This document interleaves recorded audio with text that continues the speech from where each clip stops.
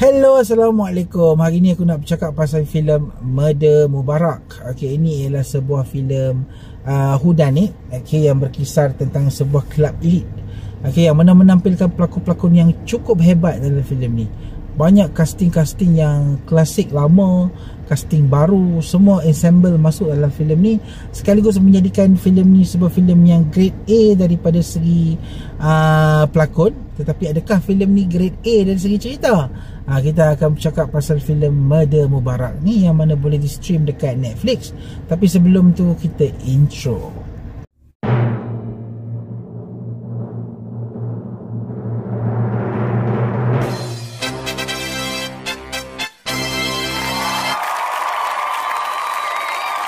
Murder Mubarak, okey, Murder Mubarak ni merupakan sebuah filem whodunit.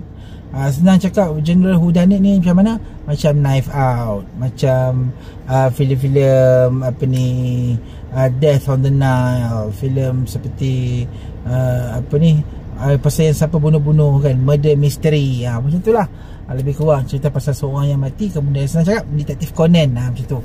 So dalam filem ni cerita pasal watak Pankaj Tripathi ni, yang mana merupakan seorang penyiasat cuba untuk mencari pembunuh di sebalik seorang lelaki ni yang telah dibunuh dekat gym.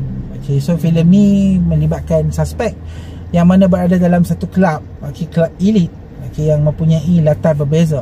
So kalau hampa nak tahu filem ni punya cerita dia, siapa bunuh siapa, kenapa pembunuhan itu berlaku, hampa layan filem ni.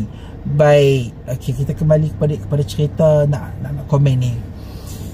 Okey, aku boleh kata yang filem ni agak bagus dari segi benda yang dia nak buat. Okey, genre whodunit ni adalah satu genre yang agak bagus kalau hang buat dengan baik. Tapi filem ni cuba untuk mengubah style whodunit ni, menjadikan filem ni macam sambil lewa, nampak macam terlalu main-main, dengan skrip yang bagi aku agak flat, dengan kita sendiri sebagai penonton tak boleh nak engage dengan setiap clue yang dia cuba bawa.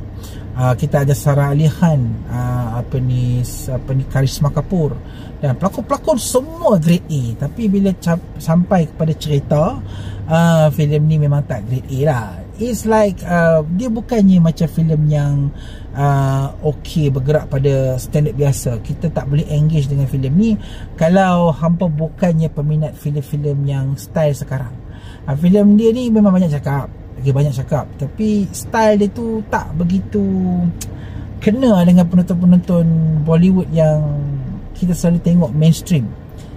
Sebab kita tengok mainstream ni yang biasa ni, dia ada impact, dia ada emotion dia, ada segala sedihnya apa.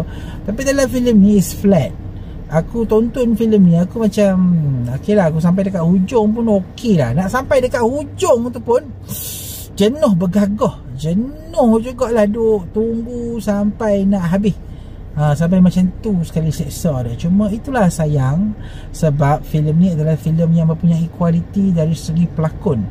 All the cast are great, klasik, pelakon-pelakon lama ada, pelakon-pelakon era baru ada. Tetapi bila masuk pada cerita, filem ni gagal untuk menjadikan sebuah filem whodunit yang kita boleh ikut. Kita boleh follow, kita boleh bawa clue tu sampai ke hujung bersama dengan watak utama yang menyiasat.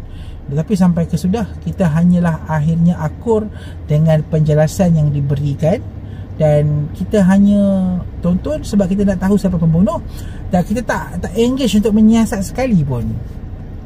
So itulah benda yang aku kurang suka pasal filem Murder Mubarak ni. Aku expect filem ni akan jadi fast pace, jadi lebih intriguing, jadi lebih dekat dengan penonton. Tapi tak. Aku bagi filem ni 2 bintang. Antara filem yang buruk juga, walaupun pelakon dia grade A. Okey, aku rasa itu sahajalah review ringkas aku berkenaan dengan filem Murder Mubarak. Kita jumpa lagi di video akan datang. Assalamualaikum.